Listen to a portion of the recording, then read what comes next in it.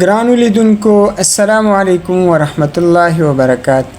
دا چې نن د مایکروسافټ اکسل لومړۍ ورځ ده، غواړم تاسو ته د مایکروسافټ اکسل په تعریف او د هغه د استعمال په ځایونو خبرې سره وکړو. نو راځئ مایکروسافټ اکسل تعریف ته.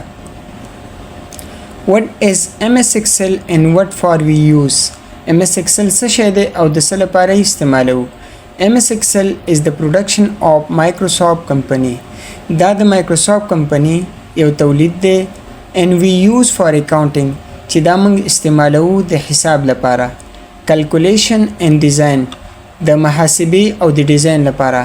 دغه داسې یو پروګرام دی چې دی کې موږ حساب کتاب، محاسبه او د ډیزاین لپاره په مختلفو ځایونو په مختلفو ادارو کې استعمالیږي، حتی تر دې پورې چې په بانکونو کې هم ترېنه استفاده کیږي د دې پروګرام څخه.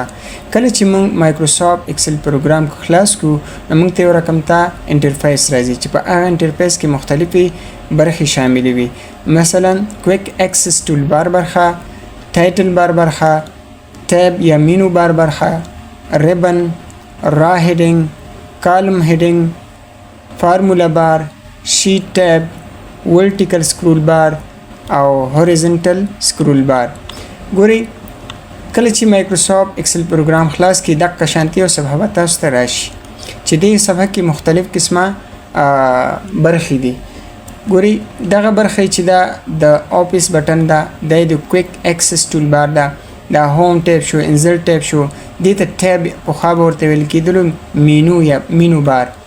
اوس دغه برخه د چې دا د ټایټل بار ده او دغه دا برخه ته چې ویل کېږي د هر ټیب کې ځینې آپشنې چې دي دې ته د ریبن برخه وایي او دا د فارمولا بار برخه ده او دا برخه چې دا د A B C D تر اخره پورې دې ته ویل کېږي کالم هیډینګ او دا 1 یو 2 3 4 5 دا تر اخره پورې دا ته د را هیډینګ ویل کېږي. به د یو باکس ته موږ ویل کېږو سیل، صحیح دی، او د ټول شیټ ته بیا موږ وایو ورک بوک، صحیح دی. دا برخه چې دا د شیټ دی کې د شیټونو ټیب برخه ده، دا د سټیټس بار برخه ده. دا و د نن ورځې درس. راتلونکي درس کې به انشاءالله موږ د مایکروسافټ اکسل په خلاصولو یعنی د اوپن په طریقو باندې سره خبرې کوو.